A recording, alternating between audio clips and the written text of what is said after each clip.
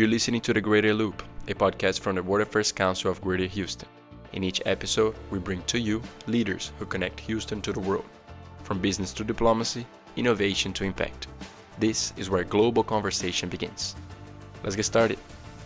Hello and welcome to the World Affairs Council podcast. Today, our guest is Angela Hucles Mangano.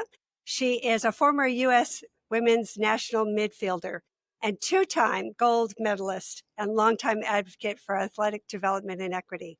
Off the field, she's a public speaker, former media analyst, and nonprofit leader. We are so honored to speak with you today, Angela. Thanks, Marianne. It's my honor to be here with you. Oh, thank you. Well, I am curious, what first drew you to soccer? Everyone gets put in for different reasons. Their parents put them in, they're drawn to it. And tell us what drew you to soccer in the first place. Yeah, it was a little bit of both of those things. Originally, my parents saw that I had a lot of energy as a young child and wanted me to be active and do something productive. So I believe they gave me two options. I actually started off doing swimming for the local swim team, the neighborhood swim team. And for me, while I felt like I enjoyed it and was good at it, I had like these early mornings of getting up and going to the swim pool. And then the meets were, I'd be 10, 20 seconds in the pool. And I wanted more. I wanted to be more active. So the next season I tried soccer and it was an instant love affair. I loved just running out in the field and at that time, actually was playing with all boys teams.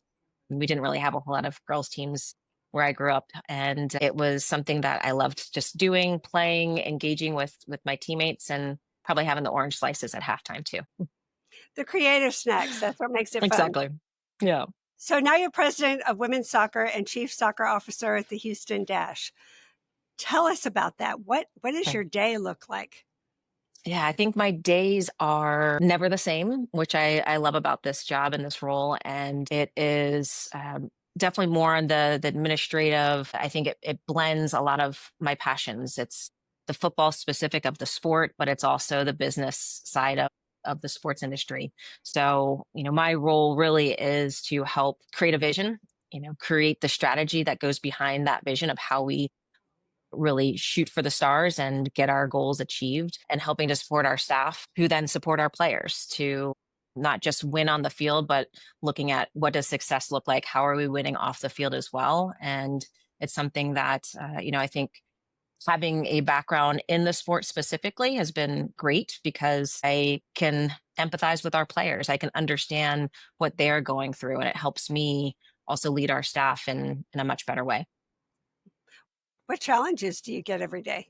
It's changes. It could be something where, really helping to support a staff member work through a problem or an issue, or looking at how to elevate, our environment.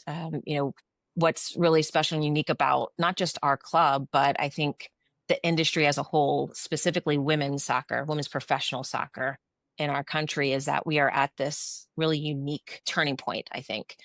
Where we are continuously still trying to advance what we pay our players, advance what resources that they have, creating more stability in a role that is highly unstable, as a professional athlete.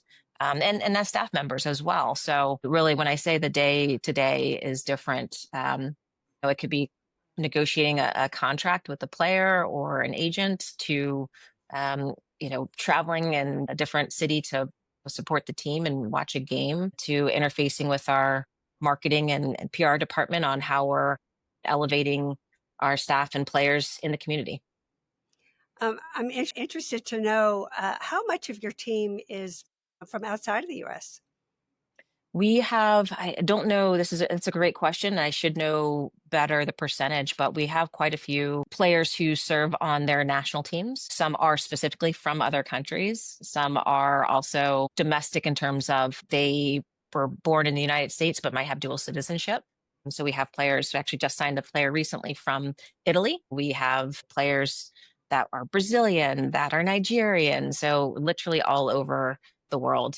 So it's something that we definitely need to pay attention to in terms of how we are not just building our roster from that perspective of being a brand and a club that can really attract international talent, but how are we integrating these players from different cultures and different countries as well? You said Brazil. I saw our producer just kind of do a high five over there. So I read a few years back, he's waving his flag. I read a few years back you participated in the Department of State's sports diplomacy program. And we all Yeah. understand about how sports can bridge across different cultures. Tell me about what was interesting about that experience working with ladies from other walks of life. Yeah, it was really incredible. And I think it came at a time when I was finished playing soccer professionally and, still wanted to be engaged with the sport itself and to really see how soccer, specifically football, the world sport, is really a universal language. And it is something where we do talk about how sport can shift conversations, how it can be used as a powerful tool for advocacy, for advancement. And through those sports envoy programs and being a sports ambassador with the State Department, it enabled me to go into a foreign country, start to juggle a soccer ball, and all of a sudden I had 10 little kids around me circled up and engaging in them. We didn't speak the same language verbally, but we spoke a different language that was quite the same. That must have been awesome. So, Yeah. Angela, I've never even come close to winning one Olympic medal, let alone two. Tell us about that whole experience. What did it teach you? What do you walk away with from having won two Yeah, gold medals? it's obviously a unique experience, and I know that and can understand that it's something that most people in the world will never have an opportunity to experience as an athlete. But it was so powerful in the fact that being around, especially in the Olympic Village, other athletes who were the best in their sport and their respective sport from their countries, having that shared commonality, but seeing differences and how it all blended together. I think that was one just very unique aspect about the Olympic experience. But I think even, going even more granular within our own team and, 2004 to 2008, my Olympic experiences were very different. My role on the team became very different as well. And I think not just the Olympics, but the entire sports experience, and especially having the honor of playing with the US women's national team, has taught me so much about my own personal leadership journey. It has taught me about the importance of culture building. It has really taught me about how to work and navigate with different personalities, different mindsets, even to reach a common goal. And how do we all do that together? What does the day to day look like? But then when you're under the microscope and you're being watched by millions of people in a pressure cooker environment, how do you handle and deal with that type of pressure? And how do you support one another through it when you have teammates, when you're really needing to reach something that's very common? I think, I have the medals and I love to share them because it represents the journey for me, the journey of one, just making an Olympic team, but also to be able to accomplish what we did in a variety of ways with not just the players, but the staff too, and the support and everything that it took for us to get there, the highs and the lows. I think, when I see those medals, that's what it represents to me, that journey specifically. And do you secretly wear them under your clothes every day? Yeah, did you want to actually have them Yeah. right here if I could? Yeah. I say, yeah, they're on the, the rear view mirror of my car. Yeah. Don't say that. We have lots of students who are watching us today, and many of them are in college. And I know having a full curriculum as well as doing sports at the collegiate level is very, very difficult. How do you recommend students balance those two things as well as really advocate for, hey, we're doing two sets of full-time jobs here? Yeah, it's a great question. I think, what's so fascinating, having been a student athlete at one point in my life and now being on this side in, the sports industry and more on the executive side, I think I always heard as a student athlete, it was important to learn time management. And I think, you know, that was an important skill that I did learn being a student athlete, but I would go a step further. It's not just time management and knowing that I have to block off this time because I've got a game on this date and or do and study for a paper, write the paper a week in advance, knowing my schedule ahead, but it's also prioritization. You have to understand what to put your priority on in terms of where you're going to focus that energy to accomplish and get the maximum return on your time. And so I think it's a little bit of a nuance because that actually sometimes will give you more time, right? And it's psychological. And as an athlete, you understand the psychological components and why it's so important. But being able to tackle your hardest thing and put priority on not necessarily something that's going to take a quick minute, but actually is going to take you a little longer. But in the end, it might give you more energy and free up more time to then check off some of those things. So I think that's definitely an important thing that I learned in college, but also more so even later in life. Thank you so much. I'm sure our Yeah, audience would be thrilled to hear that. my pleasure. Angela, what would you recommend to students who are interested in going into sports management as a career?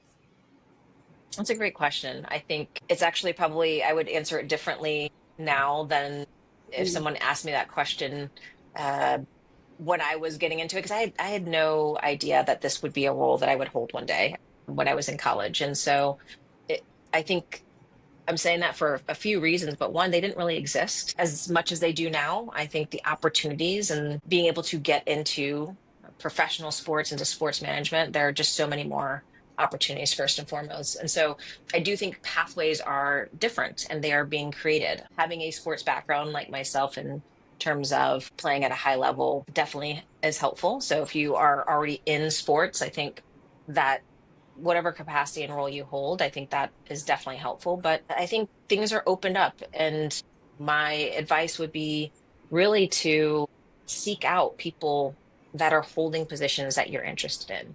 What are they doing? What was their path? How did they get involved?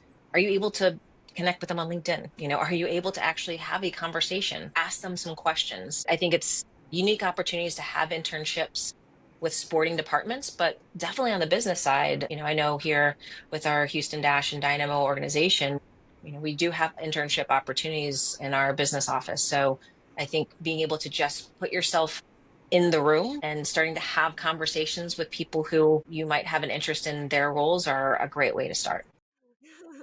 So now you're with the Dash, and I know that you're focused and you're kind of passionate about transforming the club culture. Tell us a little bit about that journey. Yeah, it's for me, obviously you use the right word. I am passionate about it because I have experienced it myself in terms of, what a strong culture looks like. The model that I tend to draw from is the US women's national team. And while I haven't been in it in years. There is an underlining theme of why that team has been so successful in a variety of iterations of players and staff coming through it. And so I attribute that to a strong culture, the culture, the mentality culture that the U.S. women's national team have had since really the beginning and the inception of that team. I think with the Dash, what I like to and how I like to lead and thinking about success about culture is really a holistic one. We are a professional sports club, but it's a human experience that we're having.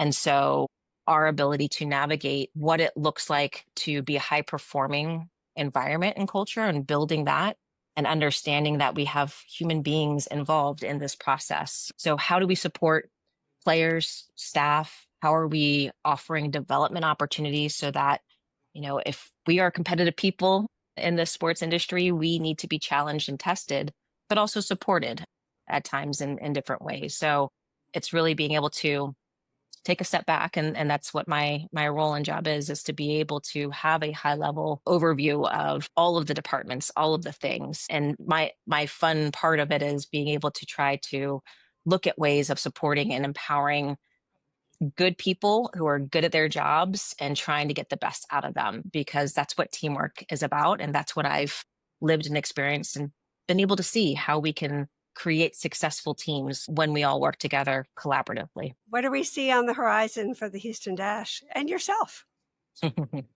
I think it's the continuation. I think we are very much in a rebuilding year. What's great is that we do have already a solid infrastructure in place, and right now we're in the second half of our season, and doing quite well for the second stage of things. We are very much looking at a playoff push for this club, and that's been the vision and the goal for this specific season. It's achievable, it's doable.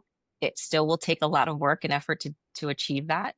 And we still have time to make that happen. While we're looking at how we can achieve success off the field, it is behind the scenes. What does the culture building look like? How are we creating a psychologically safe and secure environment so that people can feel free to be themselves, to act their best, to bring out their best?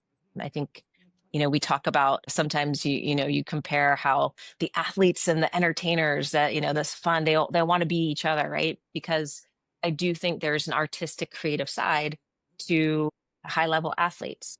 And the more that we can create that psychologically safe and secure environment, when people say, I play my best when I just feel free, that's what we're trying to achieve. And it comes into the day-to-day actions, behaviors, processes that we're able to set.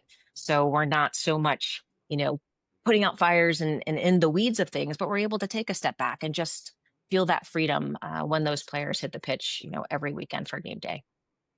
Well, Angela, it's been our honor to have you. I encourage all of you to go out and watch a Houston Dash game, as well as maybe see you. And thank you for Yes. joining us today. Thank you so much, Marianne. It's been my pleasure. Mhm.